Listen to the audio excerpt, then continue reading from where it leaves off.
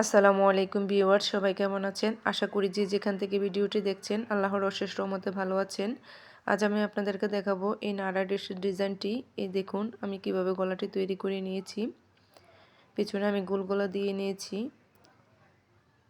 কোমরে ফিতা দিয়েছি এবং দুই পাশে দুটি করে লটকন বসিয়ে দিয়েছি।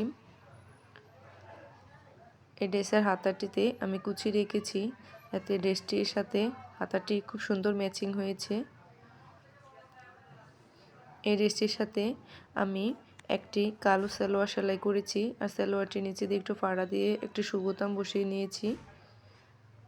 এখানে আমি আরও একটি ডিজাইন তৈরি করেছি।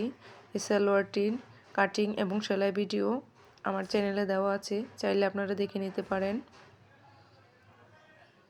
একজন কাস্টমার আপু তার মেয়েদের জন্য আমার কাছ থেকে এই ড্রেসগুলো তৈরি করে নিয়েছেন। এটাও একটি নায়রা ড্রেস। দেখুন ড্রেসের গলাটি আমি এভাবে করে নিয়েছি, ছোট ছোট সেলাই করে ডিজাইনটি করে মাঝখানে একটি সুবোতাম বসিয়ে নিয়েছি। পিছনের গলাটা তো আমি পাইপিং বসিয়ে দিয়েছি। এই ড্রেসটির কোমরও আমি ফিতা দিয়ে দিয়েছি এবং দুই পাশে লটকন বসিয়ে নিয়েছি।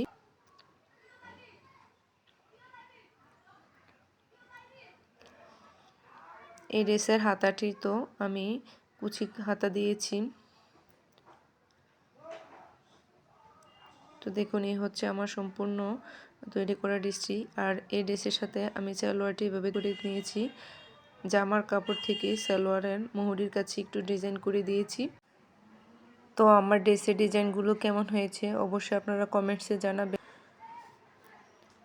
আর এটি আমি একটা ব্লাউজ সেলাই করেছি। এখানে ব্লাউজের কাপড়টি একটু কম ছিল, তাই আমি এখানে একটু পাইপিং দিয়ে নিচে এবং হাতা একটু বাড়িয়ে নিয়েছি। তো আপনারা চাইলেও এভাবে ডিজাইন করে একটু বড় করে নিতে পারেন। আর ওই কাস্টমারেরই একটি সালোয়ার ছিল, দেখুন সালোয়ারগুলো এই ডিজাইন দিয়ে আমি সেলাই করে নিয়েছি।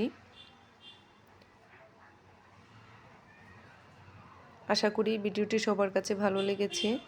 সবাই ভালো থাকবেন, সুস্থ থাকবেন। ভিডিওতে একটি লাইক করে দিবেন। আল্লাহ হাফেজ।